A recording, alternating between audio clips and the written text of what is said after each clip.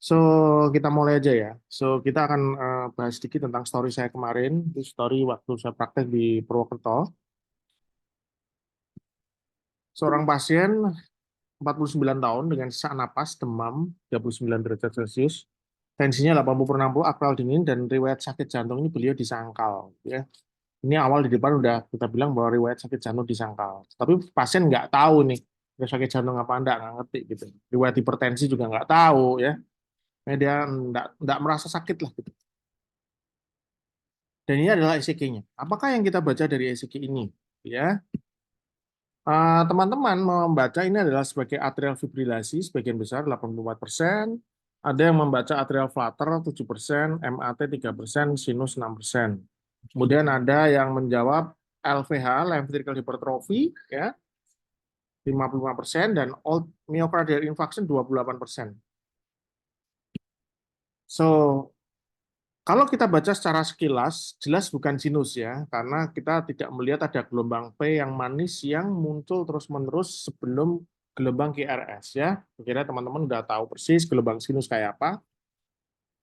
Di sini kalau kita lihat kayaknya di sini kayak ada P, misalnya ini ya, ini kayak ada ini kayak ada P di sini nih.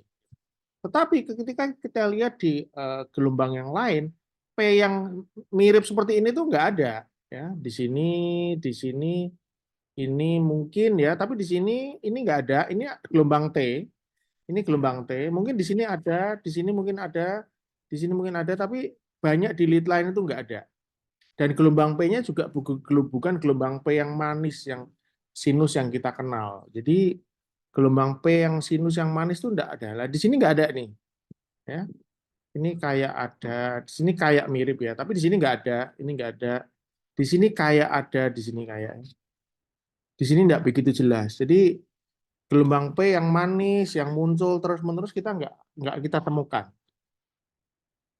Kemudian yang khas adalah adanya R ke R yang tidak teratur. Jadi ini ke sini, panjangnya itu nggak sama.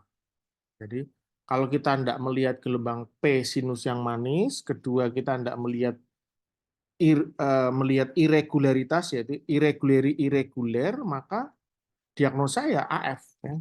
Nah, di YouTube saya udah banyak sekali kuliah tentang AF yang pertama.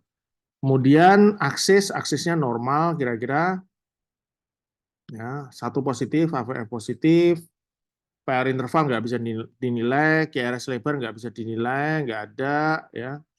Kemudian hipertrofi, ada enggak hipertrofi? Nah, hipertrofi ventricle kiri ini terus terang enggak begitu kita lihat dengan jelas ya, karena dia AF ya, di gelombang P-nya enggak kita lihat dengan jelas. Jadi kita masuk ke hipertrofi ventricle, sorry tadi atrium ya, maksud saya atrium itu enggak begitu jelas. Ventricle ada enggak? Ventricle kanan maupun kiri? Kanan jelas enggak ada, kiri ada enggak? Ini pertanyaan.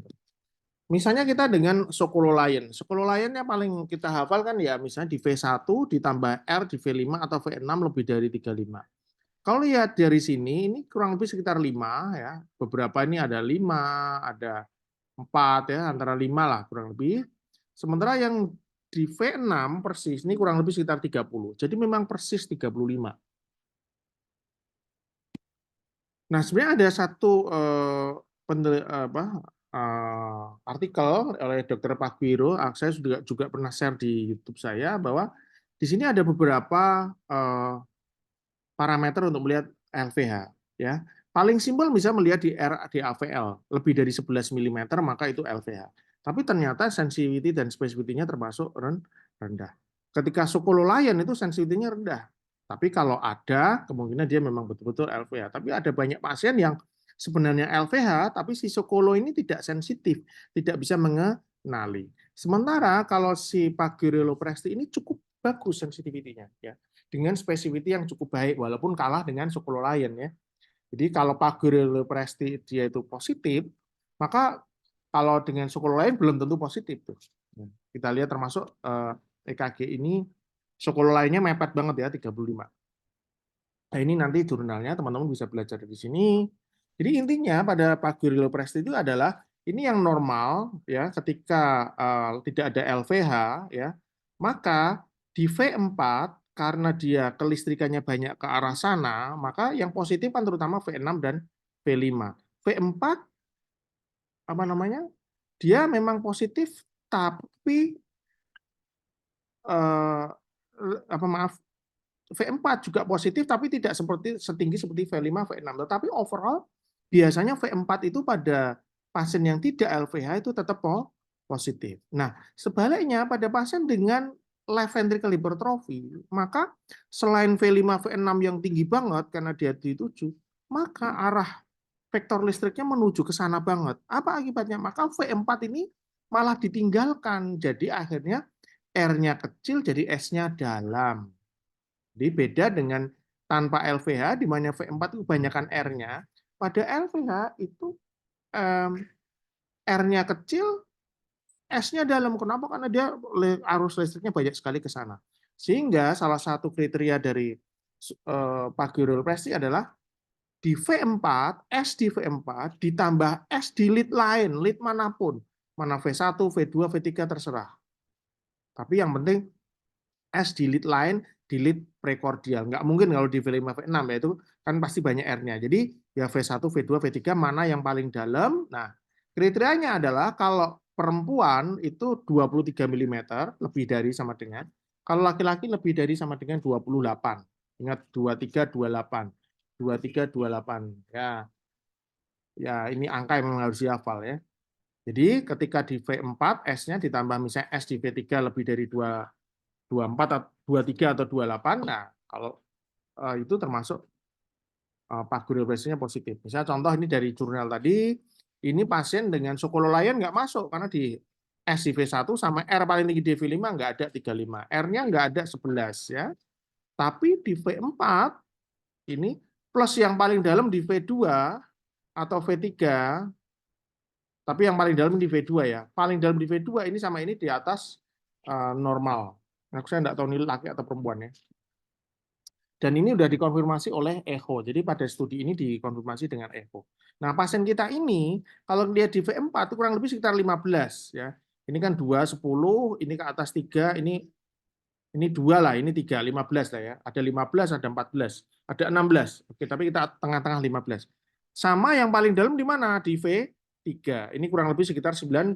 Tuh jelas ini laki-laki di atas 28, 34. Ini sangat-sangat kuat untuk suatu left ventricle hypertrophy. Ya. Jadi ini adalah LVH sesuai dengan kriteria dari Pagurel-Presti. Ingat dia sensitivitasnya lebih bagus daripada Sokololayan. Kalau saja ini tadi Sokololayan 35. Kalau dia misalnya di V6 ini agak kurang sedikit aja, udah 34 udah enggak masuk tuh. Jadi ada banyak pasien yang dengan Sokololayan, lihat tadi, dengan Sokololayan ini dia kurang sensitif gitu. Walaupun memang kalau sudah ada ya betul-betul memang LVH, spesifitasnya paling bagus, paling tinggi.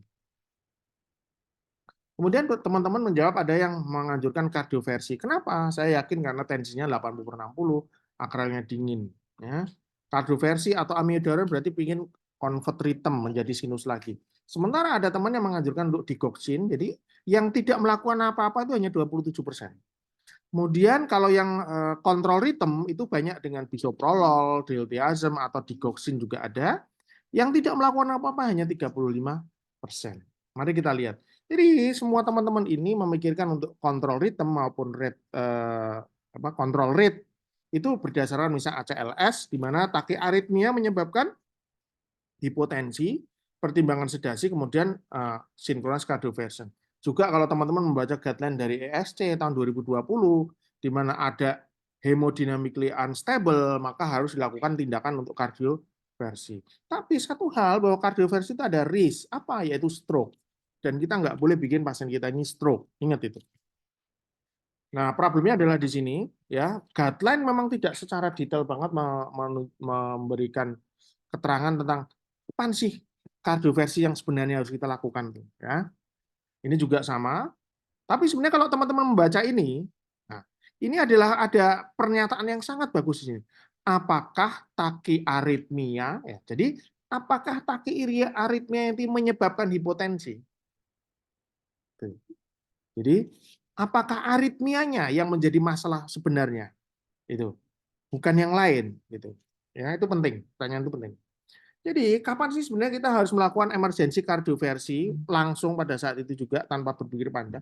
Kalau unstable wide QRS tachycardia. Jadi kalau QRS lebar, tidak stabil, udah pikirkan. Kemudian unstable paroxysmal supraventricular tachycardia itu boleh. Tapi pada unstable AF itu nggak boleh, nggak boleh. Kecuali AF dengan WPW. Jadi akhirnya juga unstable wide QRS tachycardia karena AF dengan WPW itu biasanya adalah QRS-nya lebar. Jadi ECG yang menunjukkan AF dengan WPW, contohnya apa? Nanti ada contohnya itu irregular. Jadi irregular, jelas irregular, rapid banget karena kalau yang tidak ada WPW, WPW itu kan berarti ada accessory pathway ya. Kalau lewat accessory pathway berarti tidak lewat AV node. Artinya tidak ada AV node yang berfungsi menghambat impuls-impuls dari supraventricle. Akhirnya semua impuls dari atrium itu masuk semua ke ventricle. Rapid banget dan seringnya lebih dari di atas 300. Terlalu cepat kalau untuk berkonduksi lewat AV node. Ya. Kemudian QRS-nya lebar dan bit to bit variation. Jadi antar QRS ke QRS itu morfologinya berbeda-beda, tetapi aksisnya stabil karena aksis stabil ini yang membedakan dengan torsade torsade puang. Kita lihat ini ECG-nya jelas AF karena kita melihat dia irregular, QRS-nya lebar, ya. AF, QRS lebar. Tapi yang khas adalah ciri khas dari WPW adalah ada bit to bit variation. Jadi kadang-kadang QRS-nya kelihatan seperti ini, lebar seperti ini, tapi kadang-kadang kelihatan ramping seperti ini, ada yang ininya mucuk tinggi, ada yang agak seperti ini. Jadi ada berbeda dari satu bit ke bit lain. Contoh ini sama ini agak berbeda, ini berbeda ya. Jadi variasi antar bit itu ada. Ini juga, ini ada bit to bit variation juga ya. Dan ketika dilakukan kardioversi, jadilah dia suatu WPW. Kita lihat dari PR interval ini jadi sinus ya dengan WPW karena PR intervalnya pendek di sini dengan ada gelombang delta. Ya. Ini juga sama. Ini adalah AF dengan WPW. Nanti teman-teman dilihat ya. Di sini cepet banget nih, AF-nya cepet banget. Dan kemudian bentukannya bisa beda-beda. Ini sama ini beda, sama ini juga beda. Ya, ini apa namanya? QRS-nya tinggi dari awal sampai akhir sini. Yang ini dari sini gelombang airnya nggak terlalu tinggi. Jadi beda-beda. Kemudian eh, mungkin kalau ada yang buka mic di mute dulu. Terus sangat cepat, sangat cepat. Lihat ini ada beberapa anu ya, irregular rhythm sangat cepat, QRS jelas lebar, bit to bit variation. Jadi ada variasi dan aksesnya stabil. Ketika dilakukan kardioversi, ya ini. Jadi sinus dengan WPW karena ada PR interval memendek dengan gelombang delta. Dibedakan dengan AF dengan RBBB. Heart rate-nya AF dengan ini kayak QRS-nya lebar, irregular, tapi heart rate-nya nggak terlalu cepat, masih sekitar 144 kali per menit. Nggak ada 200 deh pokoknya. Kalau di atas 200, pikirkan AF dengan WPW. Ya. Dan bentuknya QRS ya sama terus nih, hampir sama. Beda sama ini kadang kayak gini, kadang kayak gini ya. Kadang kayak gini lagi. Jadi beda-beda. Lihat ini, gini ya, terus gini ya itu. Beda. Kenapa kok demikian ya? Karena dia melalui jalur konduksi, kadang-kadang dia bertabrakan sama impuls dari aveno juga. Ya, ini membuat perbedaan bentuk dari masing-masing gelombang QRS. Nah, harus dibedakan dengan torsade puang, di mana kalau torsade puang juga bentuknya berubah-ubah, tetapi dia relatif lebih reguler satu, walaupun ya enggak irregular, tapi relatif lebih reguler daripada AF dengan BPW. Itu yang pertama. Yang kedua, dia aksisnya itu tidak stabil. Jadi kadang-kadang ke bawah, kadang-kadang dia naik ke atas, kemudian banyak ke bawah lagi gitu ya. Lihat ini bedakan nih. Ini kalau ini relatif ya ke atas terus QRS-nya kan. Kalau ini lihat, ini banyak kan ke bawah dulu, terus nanti ke atas. Jadi kayak memilin gitu. Nah, ini nanti teman-teman bisa belajar lebih detail di sini. Di sini cukup baik, teman-teman bisa belajar di sini.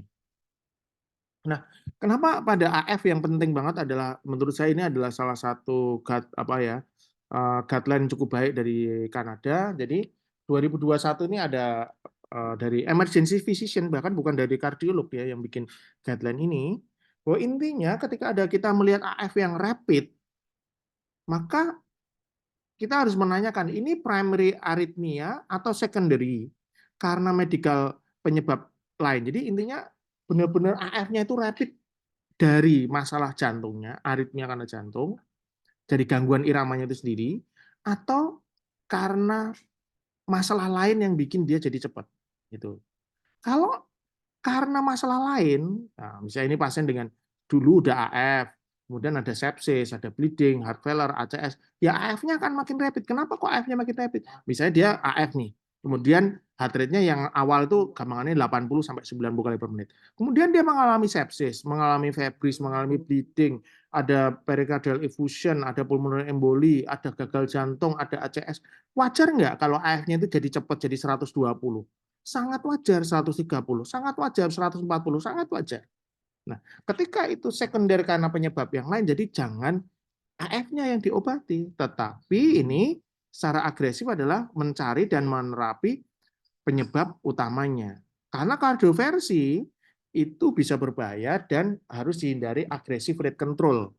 Dan saya setuju, ini ada risetnya, nanti teman-teman bisa cari sendiri, bahwa intinya pada pasien-pasien yang tergesa-gesa untuk dilakukan rate atau rhythm control, itu ternyata ini di rate itu malah akhirnya harus lebih banyak dilakukan intubasi, harus lebih banyak diberikan inotropik. Sementara yang tidak dilakukan rate atau rhythm control malah lebih sedikit. Ya. Artinya, ojo ke susu, jangan tergesa-gesa hanya semata-mata karena ini AF rapid, langsung kita berpikir, oh harus dikasih digoxin, bisoprolol, harus di kardioversi karena tensinya rendah. Jadi misalnya ini pasien, kita berikan cairan dulu, akan efek sampingnya lebih sedikit dan kemudian success rate-nya untuk kesembuhan lebih baik, ya. Jadi minimal itu diberikan cairan dulu karena mungkin dia demam, shock hipovolemik atau karena febris dia relatif peka terhadap volume, diberikan itu maka akan lebih baik. Misalnya ini pasien dengan yang ACS, udem paru dan lain-lain, satu hal bahwa AF yang menyebabkan hipotensi dan lain-lain itu sangat jarang. Pokoknya pasien yang betul-betul instabilitas karena AF-nya itu sangat jarang. Jadi yang terutama yang harus diagresif dilakukan terapi adalah penyebabnya. Ya, jadi maaf ya teman-teman yang melakukan kardioversi, amiodarone dan digoxin itu menurut saya kurang pas pada kasus kita ini, pasien kita ini. Bisoprolol, diltiazem dan digoxin pada pasien ini juga tidak kita berikan. Jadi pada pasien ini saya sama sekali tidak memberikan obat-obat untuk kontrol rate maupun kontrol rhythm. Not at all. Karena saya merasa bahwa tensinya turun, akralnya tinggi ini bukan dari AF-nya. AF-nya adalah sekunder karena febris, kemungkinan karena ada infeksi. Pasiennya juga sesak, betul, kemungkinan adanya suatu pneumonia. Apakah perlu diberikan antikoagulan atau antiplatelet? Yang jelas aspirin tidak ada tempat pada pasien AF. Kalau warfarin atau NOAC ada tempat, ya. Tetapi kalau pada pasien-pasien yang akut seperti ini, saya cenderung tidak memberikan secara tergesa-gesa. Heparin bagaimana? Nah, kalau memang teman-teman merasa sangat khawatir banget ada suatu tromboemboli pada akibat AF-nya, maka pada fase-fase yang akut itu saya akan memilih untuk memberikan heparin karena ketika ada efek samping bleeding, heparin bisa di stop, bisa di reverse dengan protamin. Sementara kalau warfarin atau NOAC itu akan lebih lama, ya. Ya bisa sih diberikan vitamin K misalnya ada bleeding gitu, tapi ya menurut saya sih lebih baik jangan terlalu agresif untuk kalau pada pasien-pasien yang apa namanya masih dalam kondisi yang kritikal dan awal-awal seperti ini jangan terlalu tergesa-gesa. Jadi saya juga tidak memberikan pada pasien ini pada awal-awal ini. Lebih detail lagi kita bisa memeriksa CHA-2 score, CHA-2 fast score nih ya. Ada di medical calculator, kita masukkan di sini. Dia laki-laki, kemudian kita anggap ada hipertensi ya karena ada LVH. Maka poinnya cuma satu, di mana pada satu ini itu termasuk moderate risk karena resikonya sebenarnya hanya 1,3%. Beda kalau udah dua, misalnya udah skornya udah dua, maka skornya 2,2. Maka kalau dua itu udah high risk ya. Kalau moderate risk 1 itu termasuk moderate risk. Jadi kalau moderate risk kita nggak usah terlalu tergesa-gesa memberikan antikoagulan. Dan antikoagulan pada AF itu yang bisa dipakai warfarin atau NOAC ya, bukan aspirin. Kalau heparin itu sebenarnya adalah jembatan aja, bisa diberikan pada pasien-pasien awal kalau teman-teman mau memberikan. Kemudian beberapa teman memberikan NE, dopamin, doputamin ya, tapi alhamdulillah sebagian besar teman-teman memberikan cairan. Nah, itu yang benar. Jadi pasien ini itu ternyata leukositnya tinggi sekitar 20.000, paru-parunya ada pneumonia dan tensinya ini pneumonia dan kemudian tensinya turun karena shock septic. Ya. Jadi AF-nya rapid pada pasien ini bukan karena eh, semata-mata karena masalah jantung. Jadi yang harus diatasi adalah panasnya, yang diatasi oleh sepsisnya. Ya. Nah, sebenarnya video seperti ini sudah banyak sekali saya berikan di YouTube, berkali-kali saya sampaikan, tetapi mungkin memang banyak teman-teman yang belum begitu familiar sama AF, jadi beberapa teman-teman masih memberikan ya terapi yang mungkin agak agak kurang pas itu menurut saya ya. Oke, saya kira itu aja.